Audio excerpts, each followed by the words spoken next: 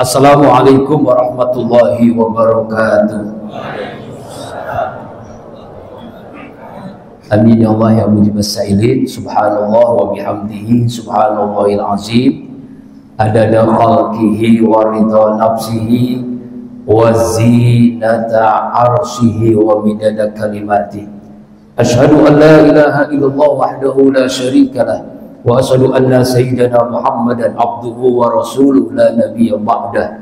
Allahumma sholli ala sayyidina wa maulana Muhammadin. Assalamualaikum ya Rasulullah wa ala alihi wa ashabihi wa man tabi'ahu bi ihsanin ila yaumiddin. Rabbi a'udzu bika min hamazati syayatin wa a'udzu bika rabbi an yahdurun. Subhanaka la ilma lana illa ma 'allamtana innaka antal alimul hakim. La haula wala quwwata illa billahil aliyyil azim. Amma ba'du. Qala Allah ta'ala fil Qur'anil Karim wa huwa asdaqul qa'ilin. A'udzu billahi minasy syaithanir rajim. Bismillahirrahmanirrahim. Wa ma arsalnaka illa rahmatan lil alamin. Wa qala aidan laqad kana lakum fi rasulillahi uswatun hasanah liman kana yarjullaha wal yawmal akhir wa dzakarallaha katsira. Wa qala Rasulullah sallallahu alaihi wasallam innama bu'istu li utammima makarimal akhlaq. Shadaqallahul azim wa sadaqan nabiyil karim wa nahnu ala dzalika minasy syahidin wasyakirin walhamdulillahi rabbil haratul mukaramun, para alim ulama, para tuan guru, para asatiz wal asatijah. Saya bacakan dulu nama-nama yang saya minta dari pengurus. Yang pertama, mohon maaf, Bapak Kiai Haji Mahfudin, Bapak Kiai Haji Dr. Ades Mahfudin, Bapak Ustadz Mahmud Yunus HQ, Bapak Ustadz Haris SAG Sarjana Agama, Bapak Ustadz Qasim, Bapak Haji Nasin, Bapak Haji Wagimin, pengurus dan musolah masjid di lingkungan Villa Pertiwi, Masjid Al-Huriyah. Orang tua saya satu kamar ketika melaksanakan ibadah haji, Bapak Haji Husni. Alhamdulillah sehat beliau masih. Pernah tahun 2020 ya, kita 2022 haji bersama beliau satu kamar. Alhamdulillah. Kemudian sahabat-sahabat dakwah, Bang Jawoto, Bang Iwan, Bang Jaka, seluruhnya bapak-bapak ibu-ibu sehat Bu ya. Alhamdulillah. Alhamdulillah Allah bahagiakan kita pada hari ini 12 Rabiul Awal 1446 Hijriah. Berarti 14 abad yang lalu Rasulullah dilahirkan pada hari ini. Shallu ala Muhammad. Assalamualaikum ya Rasulullah. Terkenang wajah beliau, mudah-mudahan kita semua bisa menatapnya, semua kita bisa dibersamakannya seperti ini, semua kita mendapatkan syafaatnya di yaumil qiyamah. Amin ya Allah ya rabbal alamin. Salawat iring salam saya tercurahkan kepada junjungan alam baginda kita Rasulullah sallallahu alaihi wasallam yang kita peringati hari ini lahirnya 14 abad yang lalu. Semoga kita semua diakui sebagai umatnya dan berhak mendapatkan syafaatnya di yaumil qiyamah. Amin ya Allah ya rabbal. Insyaallah tausiah ini sampai jam 12 siang. Sanggup Bu? Insyaallah. Alhamdulillah. Ustaznya enggak sanggup. Cukup 3 menit saja Ibu ya. Ya rahimakumullah. Kenapa kita mesti mendanadani Rasulullah? Yang pertama, karena Rasulullah itu manusia biasa seperti kita. Benar Bu? Bukan malaikat, bukan jin.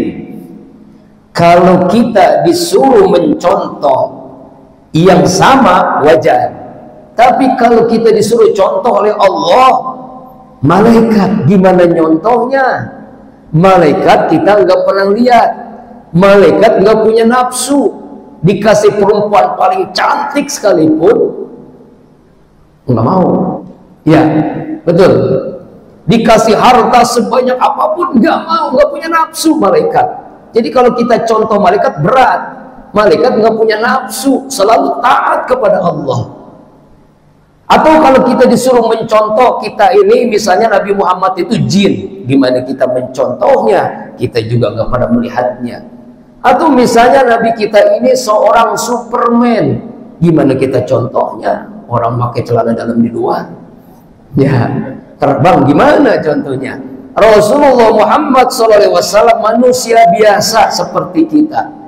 Beliau makan, beliau minum, beliau tidur, beliau berkeluarga, punya istri, punya anak, bekerja mencari nafkah sama dengan kita. Basyarun, tetapi diberikan catatan la kal basyar, tidak seperti manusia kebanyakan.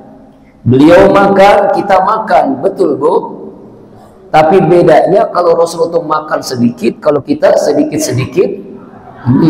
Aku Rasulullah tuh tidur, tapi kalau Rasulullah tuh tidurnya sedikit, kalau kita sedikit-sedikit.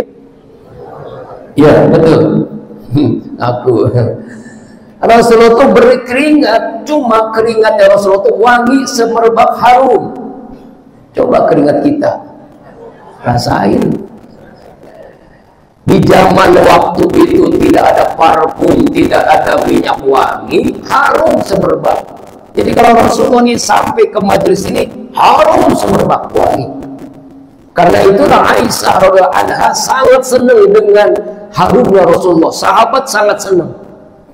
Bahkan bukan hanya itu saja, Rasulullah kalau pulang dari dakwah, pulang dari jihad, pulang dari melayani umat, pulang dari berdagang, mencari nafkah untuk keluarganya, untuk umat, keringatnya itu sangat diinginkan oleh Aisyah, oleh istri beliau. Pakaiannya dibuka, kaosnya dibuka, lalu diusapkan ke seluruh wajahnya oleh Aisyah. Kenapa? Wangi semerbak harum, dan akhirnya wajah Aisyah semakin hari semakin cantik. Makanya Rasulullah memanggil Aisyah ya Humairah, yang kemerah-merahan.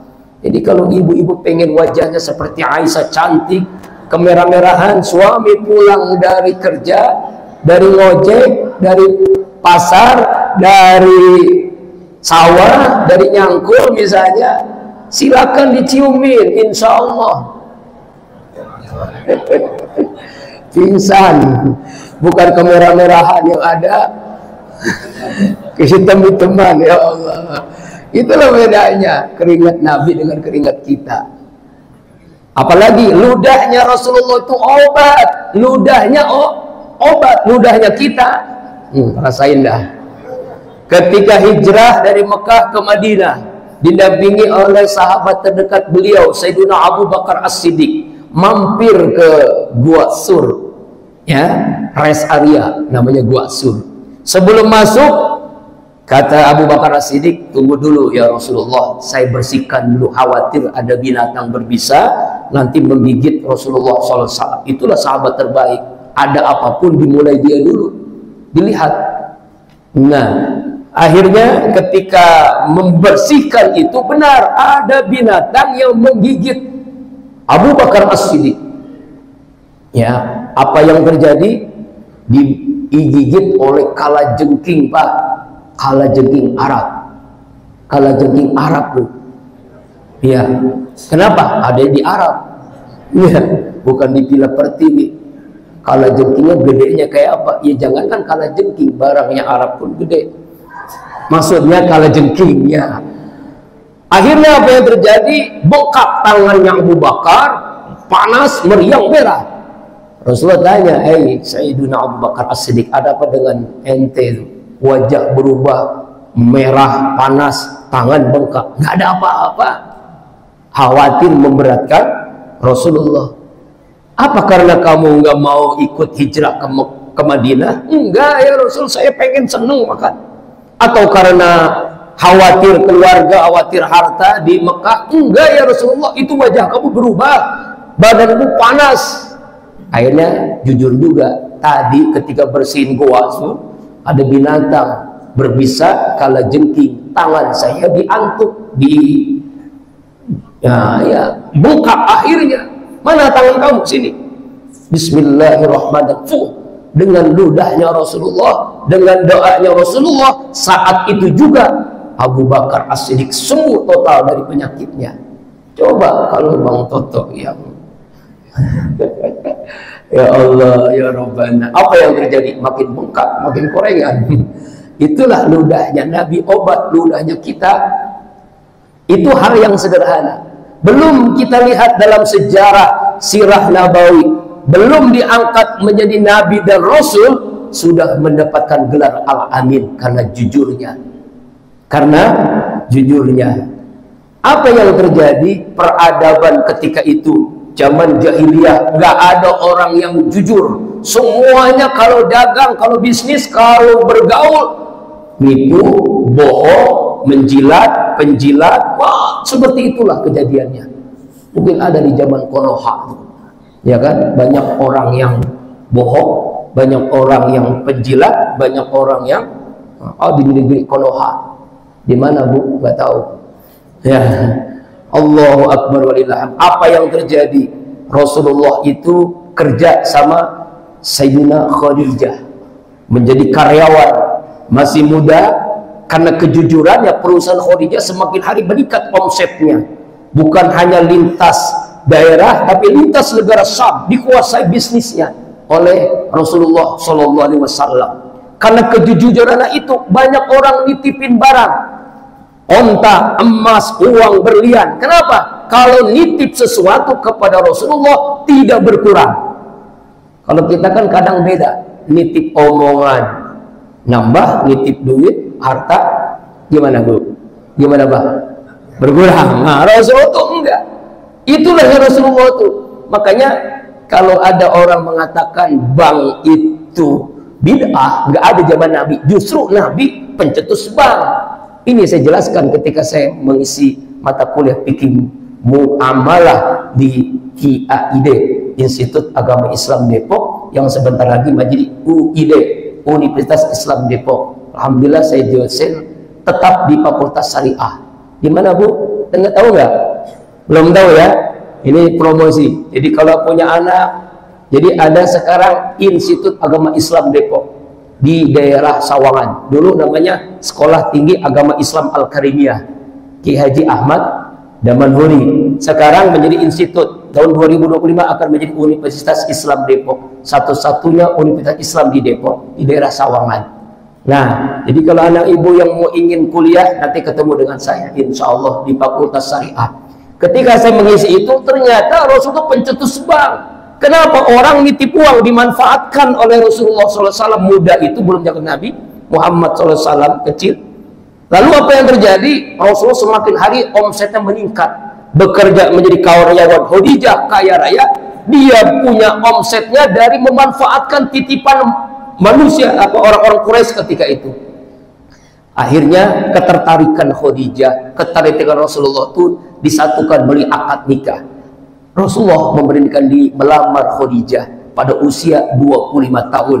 Ketika itu Khadijah usia 40 tahun. Ya, menikah dengan mas kawin kalau menurut Profesor Dr. Safi Antonio sekitar 5 miliar dari onta, dari emas yang dimiliki untuk mas kawinnya. Saya tanya Bapak Ibu, ada nggak di kampung ini, di komplek ini nikah mas kawinnya 5 miliar? Ada nggak? Ayo, ada nggak? Paling-paling seperangkat alat sholat. Betul, Bu? Berarti kalau seperangkat alat sholat dia kaya sekali nikah. Kenapa kaya, Ustadz? Namanya seperangkat alat sholat itu kan ada masjid, ada beduk, ada sound system, ada karpet. Itu seperangkat alat sholat. Itu Rasulullah tuh. Berarti Rasulullah pernah kaya sekali. Iya, ketika mudanya. Tapi ketika akhir hidupnya miskin sekali, bahkan 3 hari nggak makan. Ketika Rasulullah memimpin sholat berjamaah, ya, ketika rokaat yang pertama kedua, Umar bin Khattab nggak biasanya nggak khusyuk karena mendengar ada suara orang yang nggak makan, suara kerongkongan gitu kan, kira-kira kerucukan gitu, nggak makan. Lalu selesai sholat, nggak wirid, nggak zikir, Umar bin Khattab karena dia pemberani, dia menyampaikan, hai pidato, hai para sahabat, saya hari ini sholat nggak khusyuk. Kenapa nggak khusyuk? Saya mendengar suara orang yang kelaparan, yang tidak makan. Coba acungkan tangan, siapa yang nggak makan hari ini, bahkan beberapa hari. Nggak ada yang mengancungkan tangan. Rasulullah pun tersenyum. Alhamdulillah, hai Umar, 3 hari ini nggak ada makanan yang saya makan, yang saya bisa makan. Alhamdulillah saya 3 hari ini berpuasa. Allahu Akbar. Umar bin Khattab pidato, hai para sahabat, coba lihat pemimpin-pemimpin Persia Romawi, pemimpin yang makan mewah, naik anaknya naik pesawat jet kemana-mana. Dulu Persia Romawi makannya enak, uangnya gajinya miliaran, banyak uangnya. Ini pemimpin akhirat dunia kita, presiden kita, kepala negara kita 3 hari nggak makan. Rasulullah mudanya kaya, akhir hidupnya miskin. Beda pejabat sekarang, sebelum pejabat miskin udah pejabat. Nah itu beda, betul. Kalau Nabi Yusuf di penjara dulu baru jadi pejabat, kalau sekarang jadi pejabat dulu baru bener nggak sih? Nggak tahu siapa di negeri Konoha, bukan di negeri kita, insya Allah. Kemudian lagi Rasulullah usia 25 tahun menikahi Khadijah, punya anak 6. Berapa bu? Emang saya bilang 6 ya, 2 orang laki-laki, 4 orang perempuan. Lalu nikah nanti dengan Maria Al-Qibtiyah, laki-laki. Dan anaknya Rasulullah laki-laki, Qasim, Abdullah dan Ibrahim, telah Allah wafatkan belum usia 2 tahun. Apa rahasianya? Karena laki-laki itu kebanggaan. Anak laki-laki itu penerus. Makanya Allah takdirkan anak laki-laki Rasulullah sudah wafat belum usia 2 tahun.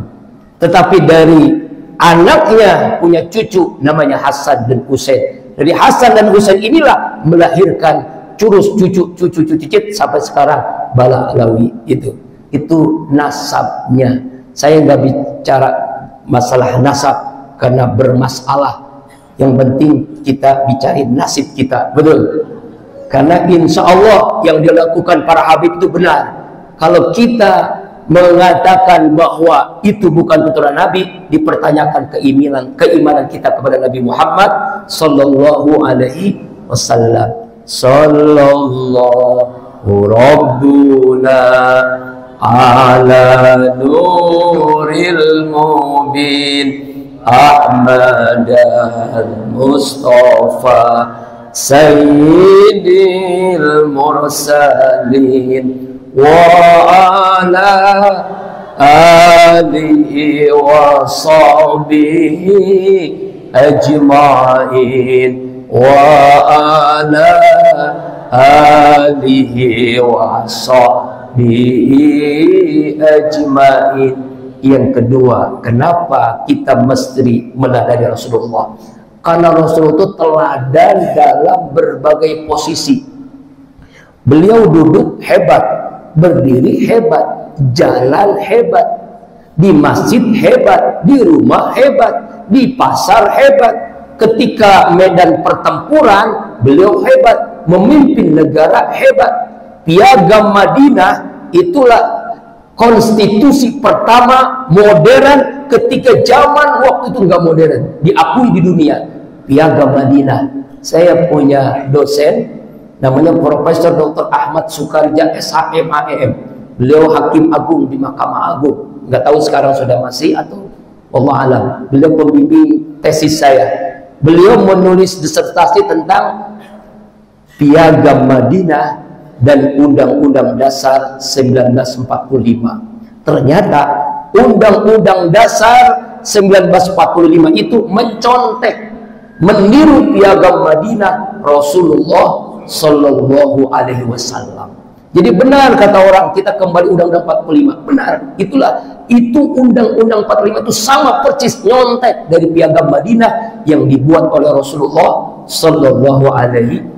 Itulah pendiri negeri kita ini luar biasa. Makanya kemerdekaan ini atas berkat rahmat Allah. Piagam Madinah pun dijadikan dasar untuk Undang-Undang Dasar 1945. Jadi kalau ada yang mengatakan Indonesia ini tidak Islami, Pak, salah benar dia. Justru Indonesia ini didirikan oleh para pendiri, para ulama dengan mempertaruhkan segala-galanya, harta, nyawanya dipertaruhkan. Kita lihat Rasulullah SAW teladan terbaik. Coba yang sederhana aja, dari bangun tidur sampai tidur kembali, teladan terbaik. Sederhananya, beliau bagaimana menjaga keharmonisan rumah tangga. Karena saya tahu di sini umumnya udah punya istri, udah punya suami, betul. Ada yang masih jomblo, jomblowan, jomblowati, abadi ada. Mudah-mudahan nggak abadi ya. Sebentar setelah ini akan menikah, insya. Saya sarankan kepada yang masih bujangan atau yang masih gadis, kalau cari nikah itu jangan banyak persyaratan. Yang penting solehah, kaya, keturunan baik, ya, cantik, udah itu aja. Jangan banyak persyaratan, yang penting ganteng, kaya, hatinya baik, hartanya berlimpah, itu aja udah. Keturunannya pun bagus. Jadi jangan banyak persyaratan macam-macam. Jangan jadi liku-liku laki-laki yang tidak pernah laku-laku karena kelakuan. Nah, Rasulullah itu bagaimana? Sikap pertama, beliau memanggil istrinya panggilan kasih sayang. Tidak pernah Rasulullah itu memanggil dengan nama aslinya. Saya tanya, kalau bapak-bapak di sini manggil istri, apa panggilan istri? Mama lu. Ayang. Nah, betul. Alhamdulillah. Benar. Ini kadang-kadang manggil istri jujur nyakitin. Istrinya gemuk dipanggil gentong. Istrinya kurus dipanggil pensil. Istrinya cerewet dipanggil kaleng. Istrinya hitam dipanggil black. Ada nggak yang begitu? Mana orangnya? Nauzubillah ya. Rasulullah memanggil istri Aisyah misalnya. Dia tidak panggil Aisyah, tapi panggilannya ya Humairah, yang kemerah-merahan. Tuh. Rasul itu manusia biasa, pernah marah. Coba marahnya kita lihat dalam sejarah. Waktu itu Rasulullah pernah ada kasus marah kepada bininya. Dia panggil dengan panggilan yang agak meninggi. Nadanya itu lebih berbeda dengan selainnya. Ya Humairah, ta'al kemari. Wajah merah memanggil dengan panggilan yang lebih berbeda gitu. Aisyah, istri beliau, gemetar. Kok kenapa Rasulullah itu manggil dengan panggilan yang nadanya marah, wajahnya merah, tapi namanya istri solehah, dia tetap mendekat. Ketika mendekat, apa itu Rasulullah? Bu, apa bu? Dia peluk dan dia cium Aisyah, istri beliau, radhiyallahu anha. Marahnya Nabi apa pak? Peluk, cium. Marahnya kita apa bu? Apa bu? Monyet, anjing, babi, astagfirullahaladzim. Piring terbang, panci terbang, handphone terbang. Waduh, rumah tangga habis. Di sini nggak ada ya. Nauzubillah. Khairukum, orang yang terbaik adalah khairukum li ahli, terbaik kepada keluarga. Jadi kalau ada orang rajin ibadah tapi galak sama bininya, berarti bermasalah akhlaknya. Betul bu? Oh, paling seneng. Ya, yang berikutnya, beliau tuh kalau makan, kalau minum selalu bersama, sholat selalu bersama, sholat tahajud. Tapi Aisyah radhiyallahu anha tidak sanggup untuk mengikuti tahajud Rasulullah. Tahajudnya bu, rakaat yang pertama Al-Baqarah, belum selesai, baru ruku, baru sujud. Rukunya selama itu sama dengan dia berdirinya. Aisyah pernah mengikuti dari jam 1 kira-kira tengah malam, nggak sanggup ketiduran. Tahu-tahu mau subuh baru bangun, masih sholat. Akhirnya ditanya oleh Aisyah, bang, kira-kira bahasa kita, abang ini kan nabi, abang ini kan udah dijamin masuk surga, abang ini sudah diampuni dosanya, abang ini sudah diistimewakan Allah, tapi gitu-gitu amat sih ibadahnya. Kira-kira begitu dah. Apa jawaban Rasulullah? Afala abdan syakura. Karena itulah hamba ingin menjadi hamba Allah yang bersyukur. Kita Nabi bukan. Diistimewakan Allah belum. Diampun dosanya juga belum. Diterima amal ibadah kita, masuk surga juga belum tentu. Coba lihat ibadah kita. Rasulullah itu tahajud saking lamanya kakinya bengkak, lantaran lama beri ruku sujudnya. Saya yakin di sini juga jamaah Masjidil Ulil ada yang kakinya bengkak. Ada. Kenapa Pak? asam urat, husnuzon, habis tahajud semalam, alhamdulillah. Ya Allah. Tuh, bagaikan beliau ibadahnya kepada istrinya seperti itu. Kalau minum nih, ya saya contohkan. Ini minum beliau nih. Beliau nanya dulu. Jadi istrinya disuruh minum dulu. Misalnya istri minum di sini, Rasul minum dari bekas istrinya. Seperti ini contohnya. Bismillah.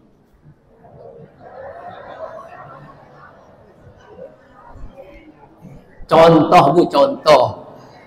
Artinya Rasul itu minum dari bekas bibirnya Aisyah. Dia tanya, mana bekas bibirmu ya Humairah? Minum, praktekan habis ini ngaji. Jadi bapak tuh mau berangkat kerja, bikin kopi ibu minum duluan. Lalu bapaknya nanya, mah bekas bibir mana? Ini bekas bibir saya. Bapak minum, insya Allah mabok. Kenapa? Bininya bapak belum gosok gigi, semalam makan jengkol, bau jikung. Ya Allah, insya Allah ya begitulah. Minum bersama, makan bersama, sepiring berdua. Ini bukan masalah macam-macam, Pak. Dulu memang pernah nggak bapak ibu makan bersama? Pernah. Kapan? Waktu nikah ya, makan berebut ayam bakar ya. Makanya praktekan sekarang. Ini kadang-kadang maaf, bapaknya makan di dapur atau ibunya makan di dapur, bapaknya makan di ruang tamu. Ya Allah, bersama satu piring saling suap, harmonis rumah tangga. Jadi orang bodoh kalau dia ibadahnya tekun sama bini galak. Rasulullah nggak pernah ngajarin begitu. Makan bersama, minum bersama, mandi bersama. Amalin. Habis pulang di sini, bapak ibu mandi bersama. Yang bingung cucunya, ketok-ketok pintu. Ada apa sih nenek-nenek sama aki-aki di kamar mandi? Sunnah Rasulullah SAW. Pernah Bu, Pak, mandi bersama? Wah, malu Ustaz. Ya Allah, malu. Sunnah Bu. Iya, nggak percaya dong, Bang. Makan bersama, minum bersama, apa? Coba tanya Pak Haji Husni. Saya manggil istri apa Pak Haji Husni? Yayang, dia tahu dia. Makanya terkenal Ustadz manggil bini Pak Yayang. Tahu beliau. Subhanallah. Ibu ada, Ibu Hajar. Istri ada? Oh nggak ada, insyaallah. Tahu tuh. Saking begitu menanamkan keharmonisan rumah tangga itu dari awal. Sebab Bu, bagaimana kita bisa membentuk keluarga baiti jannati seperti Rasulullah kalau rumah tangga kita saling ya marah-marahan. Makanya tipe rumah tangga itu ada 5. Kira-kira rumah tangga kita seperti apa nih? Pertama, tipe ring tinju. Marah terus, ribut terus. Ada nggak Pak? Wa'udzubillahi min. Ketemu bini, ketemu laki, ribut mulu. Apa salah tuh, ribut terus. Yang kedua, tipe kuburan. Serem. Ya, nggak ada komunikasi. Ya kuburan gelap. Ya, nggak ada yang baca Quran, nggak ada yang sholat. Makanya Nabi mengajar rawiru buyutakum, terangi rumah kalian, bisolat dengan sholat sunnah, wa tilawatul Quran, baca Al-Quran. Rumah itu jangan seperti kuburan. Al-Quran, terangi rumah kita dengan Al-Quran. Ya Bu, yang ketiga tipe rumah tangga seperti hotel. Tahu hotel? Hotel itu kan masuk ke rumah, ya kan hotel kan, mesen kamar, ya harus berduaan. Terus habis itu selesai, balik lagi, begitu terus bayar gitu. Jadi suami pergi gelap, pulang gelap, ngasih ke bini, ngasih nafkah, balik lagi, terus begitu. Nggak ada keharmonisan rumah tangga seperti hotel. Ini juga nggak bagus. Yang keempat, tipe madrasah, sekolah. Ada guru, ada murid. Ini bagus nih, ya. Gurunya suami, muridnya istri dan anak-anaknya, mengajarkan bagaimana cara berakhlak. Bagus. Tapi yang terbaik, lebih bagus adalah tipe masjid. Ada imam, ada makmum. Imamnya suami, ayah, makmumnya anak-anak. Jadi Bapak Ibu rahimakumullah, Rasulullah itu menanamkan tuh begitu. Sholat berjamaah sunnah ya, bukan sholat berjamaah wajib. Karena Rasulullah itu 5 waktu selalu di masjid.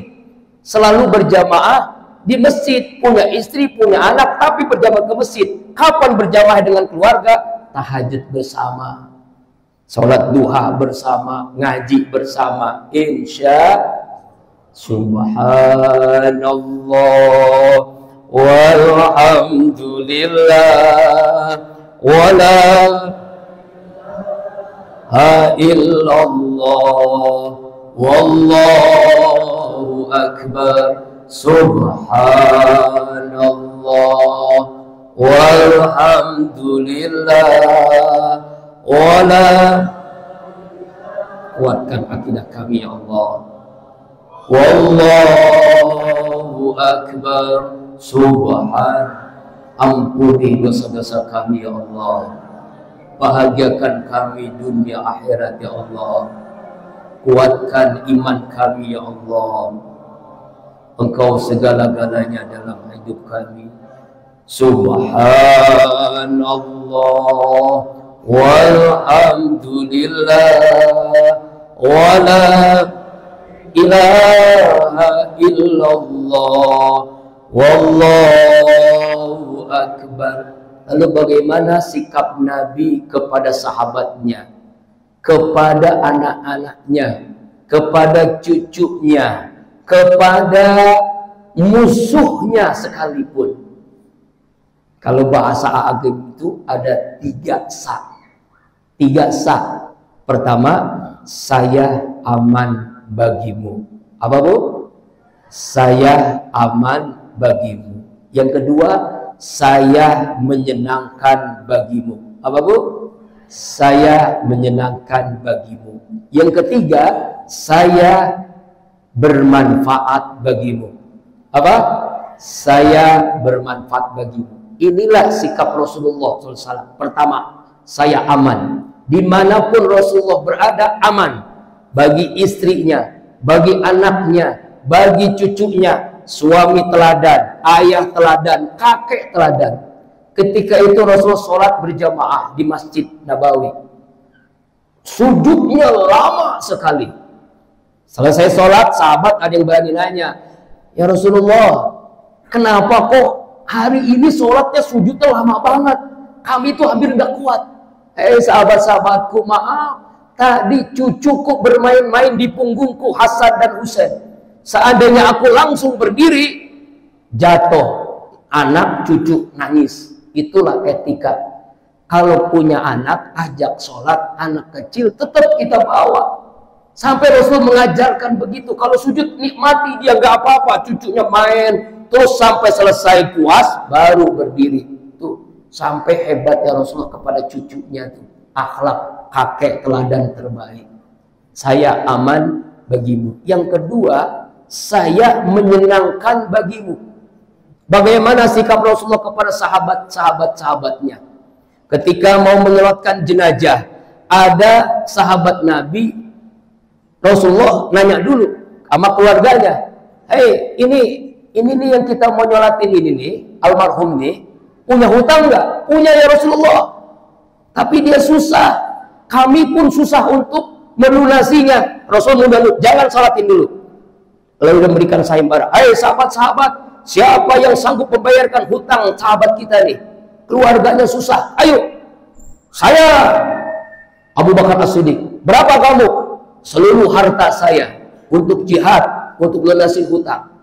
Bagaimana dengan keluargamu ya Abu Bakar? Saya punya Allah dan engkau ya Rasulullah. Jadi kalau Abu Bakar sedekah, Pak, sedekah bukan 10%, bukan 2,5%, berapa? 100%. Hebatnya Abu Bakar. Kemudian saya Umar bin Khattab, kamu sedekahnya berapa? 50% ya Rasulullah. Ada lagi Abdurrahman bin Auf, kamu berapa sedekahnya? 10.000 dinar. Berapa 10.000 dinar itu? 1 dinar itu 4 gram emas. 1 gram berapa harganya? 1 juta kira-kira ya. Dikali 10.000 dinar. Berapa Bu? Itu aja dah. Setiap hari Abdurrahman bin Auf sedekah 10.000 dinar. Setiap hari itu. Ya Allah, ya. Makanya setelah lunas baru Rasulullah bisa apa? Bisa menyolatkan jenazah tadi. Rasulullah SAW seperti itu. Sampai berlomba-lomba tuh. Ini kan mau dibangun katanya bikin yayasan. Sedekah tuh udah berapa orang tadi. Ingat, sedekah itu kunci sukses. Sedekah itu tolak bala. Sedekah itu menyebabkan orang sedekah itu tidak akan susah hidupnya. Bahkan Rasul mengatakan, intala rizqa bisodaqah. Kalau takut miskin sedekah, takut melarat sedekah, banyak utang sedekah. Abdurrahman bin Auf dia punya bisnis. Bisnisnya tuh makin hari makin berkembang karena setiap hari sedekah 10.000 dinar. Dia berdoanya apa berdoanya? Mungkin doanya kita nggak mau ngamalin. Ya Allah, ya Rabbana, rugikan dagangan saya Allah. Minta rugi. Ada di sini jamaah yang pedagang minta rugi dagangannya. Nggak ada. Kakak sih pengen untung. Kenapa minta rugi? Karena dia tahu sedekah memberikan banyak hartanya. Dia sedekah, hartanya berlimpah terus, hartanya berlimpah terus. 10.000 dinar setiap hari. Ya, kira-kira kita sedekah berapa persen? 150% apa seperti Abdurrahman bin Auf? Insya Allah masih kita tambah barokah, rezeki kita tambah barokah. Amin ya Rabbal Alamin. Tuh Rasulullah sikap kepada sahabat. Bagaimana sikap beliau kepada musuhnya? Ketika mau sholat berjamaah ke masjid, beliau diludahi, dihina, dicaci maki, kadang-kadang lempari batu. Itu Rasulullah tidak pernah membalasnya. Saya aman bagimu, saya menyenangkan bagimu, saya bermanfaat bagimu. Suatu saat nggak ada yang melakukan itu, nggak ada yang menghina, nggak ada yang ngejek, nggak ada yang meludahi wajahnya. Rasulullah nanya, "Hai tetangga-tetangga, ini mana sih orang yang suka ngeludahin saya? Saya kangen dengan ludahnya, saya kangen dengan ejekannya, saya kangen dengan hinaannya. Mana orangnya?" "Ya Muhammad, ada apa?" "Orang itu sakit." "Sakit?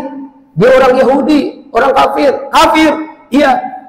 Apa yang kata Rasulullah? Dia datang ke rumah orang Yahudi itu, dia jenguk yang sakit itu, dia doakan, "Ya Allah, sembuhkan penyakit orang ini ya Allah." Lalu dia obati.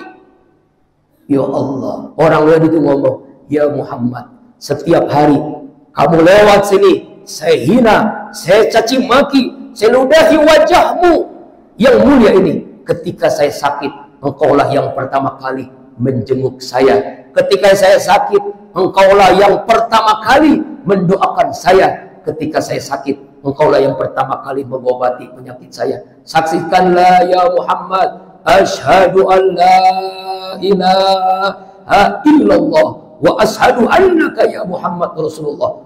Orang Yahudi itu masuk Islam karena akhlaknya. Allahu Akbar. Kira-kira kita bisa nggak, Bu?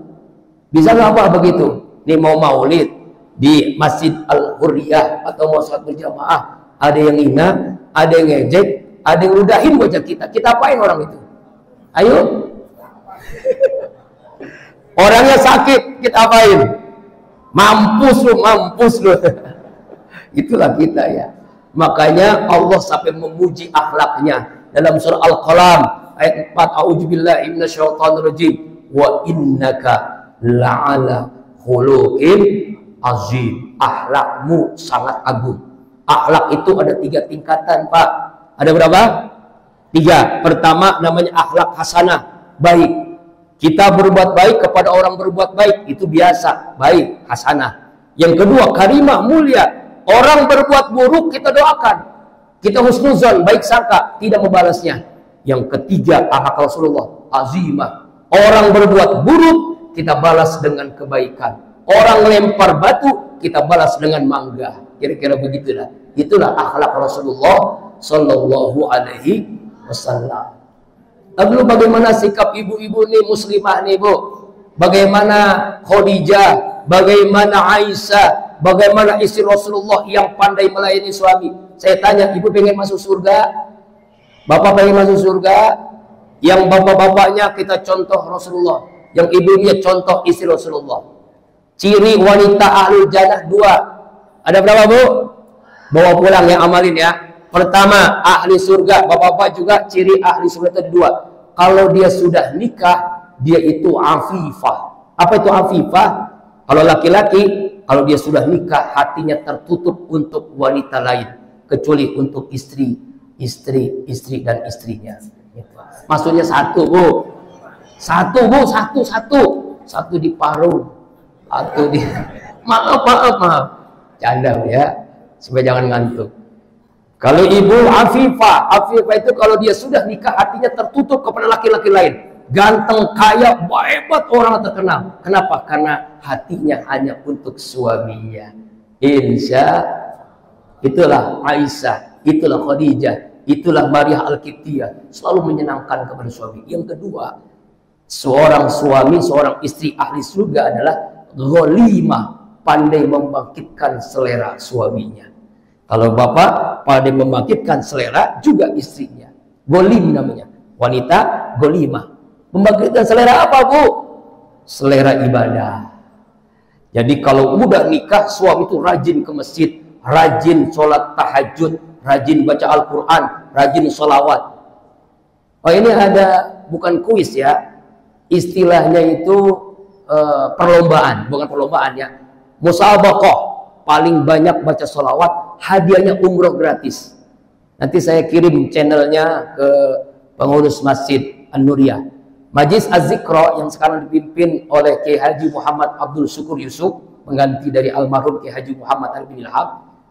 Siapa yang bisa sholawat minimal 10.000 sehari, itu ada kemungkinan bisa umroh bersama Majlis Az-Zikra sehari 10.000. Dengan cara dia daftar, kemudian dia punya tasbih digital, itu kan, yang bisa dilihat berapa sehari, benar nggak 10.000 minimal, bahkan bisa lebih baik. Nanti diundi dari 10.000 orang, dari berapa orang yang ikut channel itu, nanti mampukah dia sehari 10.000 sholawat sampai tanggal pas zikir akbar Ahad tanggal 6 Oktober itu sih, atau ya 6 Oktober kalau nggak salah, zikir akbar di Majlis Az-Zikra Sentul Bogor. Siapa yang bisa itu nanti umroh gratis. Mau umroh gratis, salawat 10.000. Insya selera ibadah suami RJDB. Yang kedua, selera makan. Jadi Rasulullah itu diberikan pelayanan khusus kepada istrinya. Kenapa? Makannya itu selalu di rumah. Karena makanan istri itu yang terbaik, lebih lezat dibandingkan rumah makan restoran Padang sederhana misalnya. Rumah makan Pizza Hut, apa gitu, yang masakan istri itu yang terbaik. Kira-kira bisa nggak, Bu? Jadi kalau harus selera dengan selera suaminya. Kalau suaminya suka jengkol, ibu saya sarankan Senin jengkolnya direbus, Selasa jengkolnya digoreng, Rebo jengkolnya ditumis, Selasa, Kamis, Jumat, Sabtu jengkol. Insya Allah Sabtunya kejengkolan. Selera makan. Yang ketiga, selera di kamar. Suami baru pulang langsung ajak ke kamar. Ngapain, Bu? Nggak tahu dah, saya nggak paham. Itu, Bu, pahalanya Masya Allah sama dengan menjum Hajar Aswad di Mekah Al-Mukarramah di Ka'bah. Ketika seorang istri mengajak duluan suaminya untuk ke kamar. Ini mau boro-boro. Ya, kadang-kadang istri udah di kamar, dehem-dehem,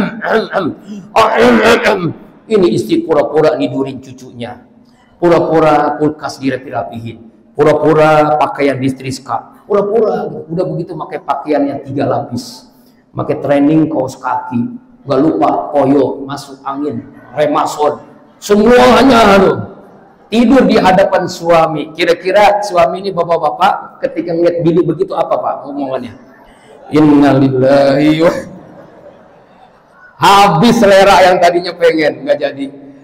Ya, Bu, pulang dari sini pandai membangkitkan selera suaminya, ahlul jannah. Ini sederhana, kadang-kadang lupa.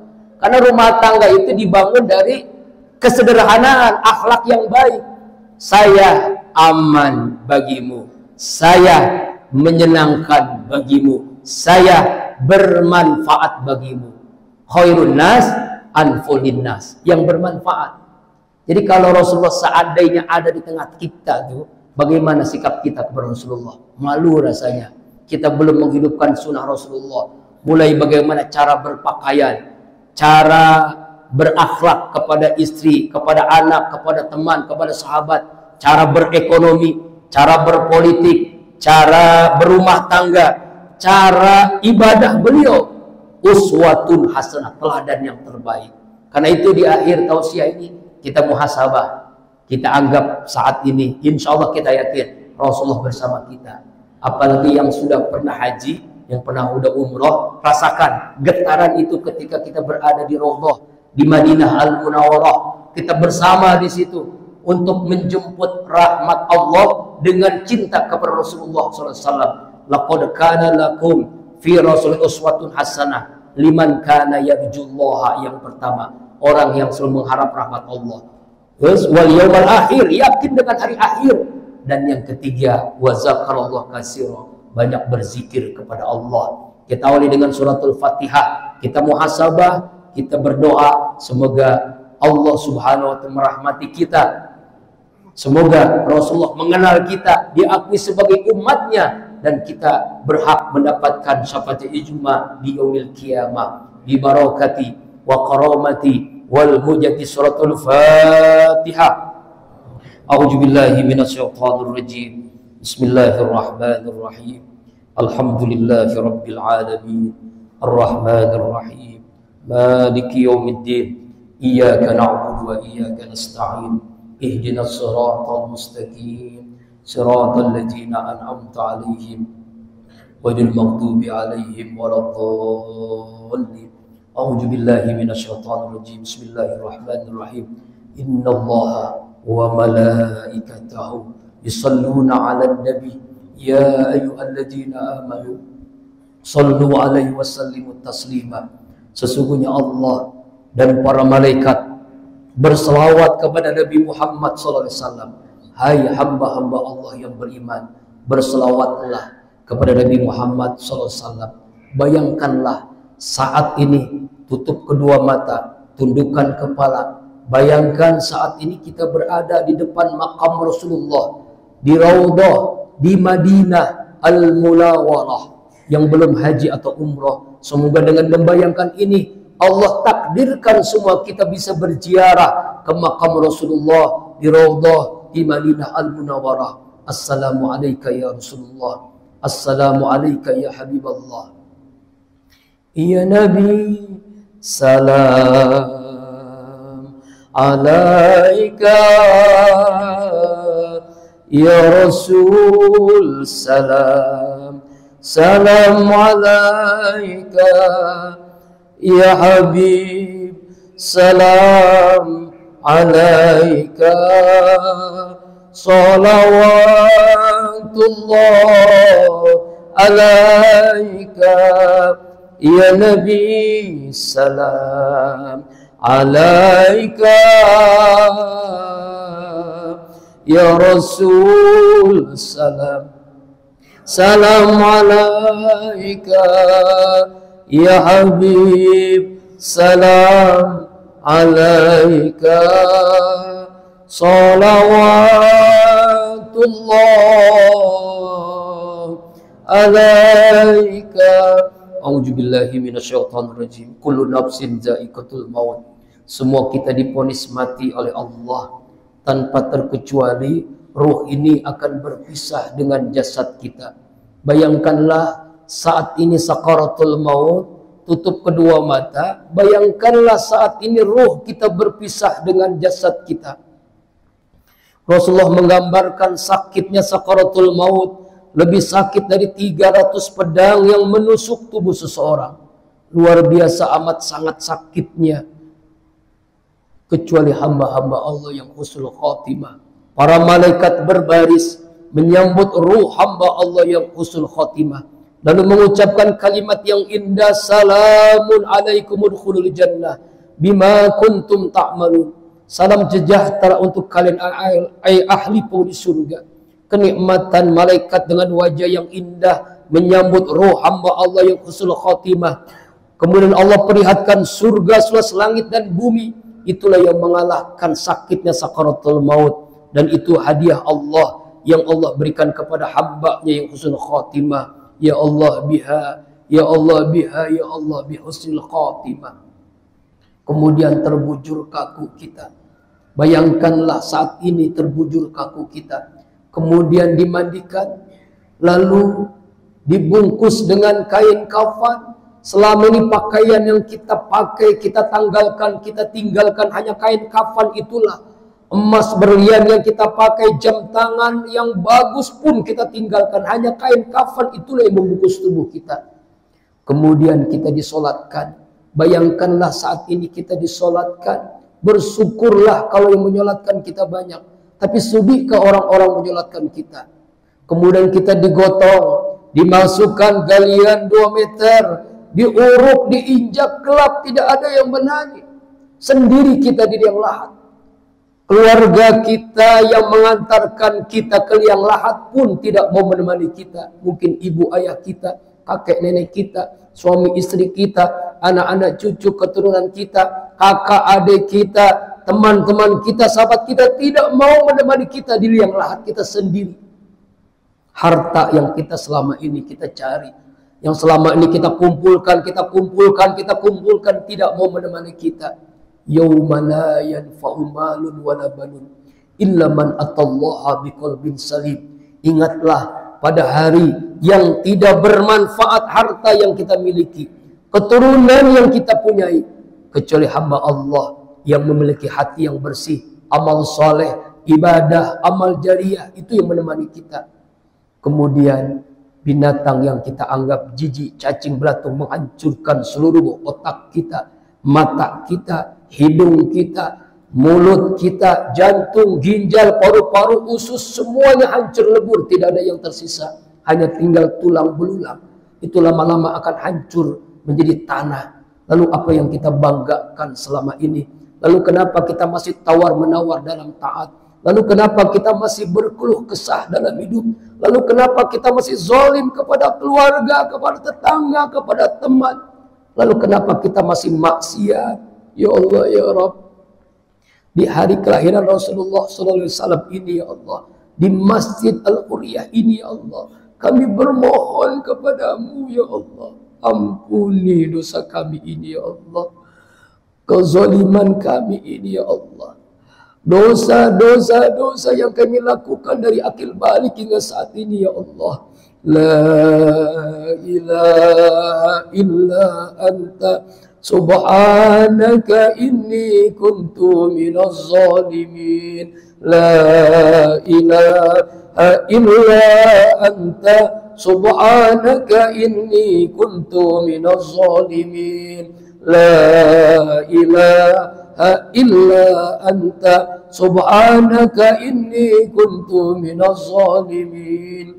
Astaghfirullahal azim, astaghfirullahal azim, astaghfirullahal azim, astaghfirullahal azim, astaghfirullahal azim, astaghfirullahal azim, astaghfirullahal azim. Astaghfirullahal azim alladzi la ilaha illa huwal hayyul qayyum wa atubu ilaih min jami'il ma'asi waz dzunub la haula wala quwwata illa billahil aliyyil azim. Sahadatain asyhadu an la ilaha illallah wa asyhadu anna muhammadar rasulullah. Allahumma salli ala sayyidina Muhammadin fil awwalin wa sallim ala sayyidina Muhammadin fil akhirin. Ya Allah, kul sahabati Rasulillah ajma'in. A'udzu billahi minasyaitonir rajim. Bismillahirrahmanirrahim. Alhamdulillahi rabbil alamin. Hamdan na'imin hamdan syakirin. Hamdan ni'amahu wa yukafi mazidah. Ya Rabbana lakal hamdu kama yanbaghi li jalalikal karim wa azimi sultanik. Allahumma salli ala sayyidina Muhammad wa ala ali sayyidina Muhammad.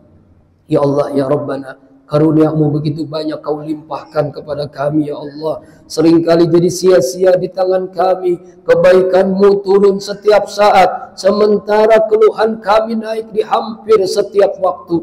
Ya Allah, ya Rabb, jika dalam perjalanan hidup kami yang sesaat di dunia ini, lebih banyak lalai kami dari zikir kami, lebih banyak maksiat kami dari taat kami, lebih banyak keluhan kami dari syukur kami, kami bermohon kepadamu, ya Allah, ihdinas siratal mustaqim, tunjukilah kami jalanmu yang lurus, yang apabila kami berpijak di atasnya tidak akan tersesat untuk selama-lamanya. Ya Allah ya Rabbana, ampunilah seluruh dosa-dosa kami ya Allah, dari akil balik hingga saat ini sampai kami wafat, terang-terangan atau yang kami sembunyikan ya Allah. Ampunilah seluruh dosa ibu ayah kami ya Allah. Sayangi kasih beliau ya Allah, bahagiakan dunia akhirat, wafatkan dalam keadaan terbaik, husnul khatimah. Jadikan kuburan ibu ayah kami raudhah min riyadil jannah, taman di antara taman surgamu. Rabbighfir lana wa liwalidayna warhamhum kama rabbawna shighara. Ampunilah seluruh dosa kakek nenek kami, kakak adik kami, mantu mertua kami, anak cucu keturunan kami, guru-guru kami ya Allah yang mendidik mengajarkan ilmu agama, ilmu umum kepada kami ya Allah. Guru kami dari TK sampai perguruan tinggi, ampuni ya Allah. Guru ngaji kami ya Allah. Wabil khusus almarhum Kiai Haji Husin bin Ihsan, Kiai Haji Muhammad Arifin Ilham. Seluruh dosa jamaah masjid ini ya Allah, bila pertiwi komplek ini ya Allah, seluruh dosa kaum muslimin muslimat, mukminin mukminat, baik yang hidup apalagi yang telah wafat ya Allah ya Rabbana, karuniakan kepada kami akidah yang kuat, ibadah yang khusyuk, hati yang bersih, akhlak yang mulia, ilmu yang bermanfaat, sehat walafiat, rezeki yang halal, berkah dunia akhirat, keluarga yang sakinah, anak cucu keturunan soleh solehah. Ya Allah ya Rabb, beri kepada kami kesempatan bertaubat sebelum kami wafat. Beri rahmat-Mu di detik-detik kematian kami. Mudahkan bagi kami semua menghadapi sakaratul maut. Wafatkan semua kami dalam keadaan terbaik, husnul khatimah. Ketika ruh ini berpisah dengan jasad kami ya Allah, ketika sakaratul maut ini ya Allah, kami bermohon kepadamu, mudahkan lisan kami melafazkan kalimat tauhid la ilaha illallah, amin. La ilaha illallah, amin. La ilaha illallah Muhammadur Rasulullah sallallahu alaihi wasallam. Ya Allah ya Rabb, selamatkan saudara-saudara kami yang terzalimi di Gaza, di Palestina, di Rafah ya Allah. Merdekakan Palestina ya Allah, hancurkan Zionis Israel laknatullah alaihim. Ya Allah ya Rabb, jadikan negeri kami negeri yang baldatun thayyibatun wa rabbun ghafur. Karuniakan kepada kami pemimpin yang takut denganmu, yang sayang kepada kami ya Allah. Ya Allah, kami bermohon, bahagiakan semua kami dengan Engkau menjadikan kami mudah menghidupkan sunnah Rasulullah dalam keseharian kami ya Allah, mampu meneladani Rasulullah dalam kehidupan kami sehari-hari di dunia ini ya Allah. Ya Allah ya Rabbana, beri kepada kami ya Allah rahmat-Mu sehingga kami semua mendapatkan syafaat Rasulullah sallallahu alaihi wasallam, sehingga kami semua diakui sebagai umatnya Rasulullah Muhammad sallallahu alaihi wasallam. Ya Allah, kami bisa menatapnya ya Allah, kami bisa memeluknya ya Allah, kami bisa menciumnya ya Allah. Assalamualaikum ya Rasulullah. Ya Allah ya Rabbana, bahagiakan kami dengan ridha-Mu dan surga-Mu. Hasbunallah wa ni'mal wakil, ni'mal maula wa ni'man nasir. La haula wa la quwwata illa billahil aliyil azim. Rabbana atina fid dunya hasanah wa fil akhirati hasanah wa qina adzabannar. Wa sallallahu ala sayyidina Muhammad nabiyil ummi wa ala alihi washabihi ajmain. Subhana rabbika rabbil izzati amma yasifun, salamun alal mursalin, walhamdulillahi rabbil alamin. Banyak omong, banyak dosa, mohon maaf lahir dan batin. Terima kasih atas undangannya. Semoga apa yang disampaikan bermanfaat buat kita semua. Subhanakallahumma wa bihamdika asyhadu an la ilaha illa anta astaghfiruka wa atubu ilaik. Billahi taufiq wal hidayah. Assalamualaikum warahmatullahi wabarakatuh.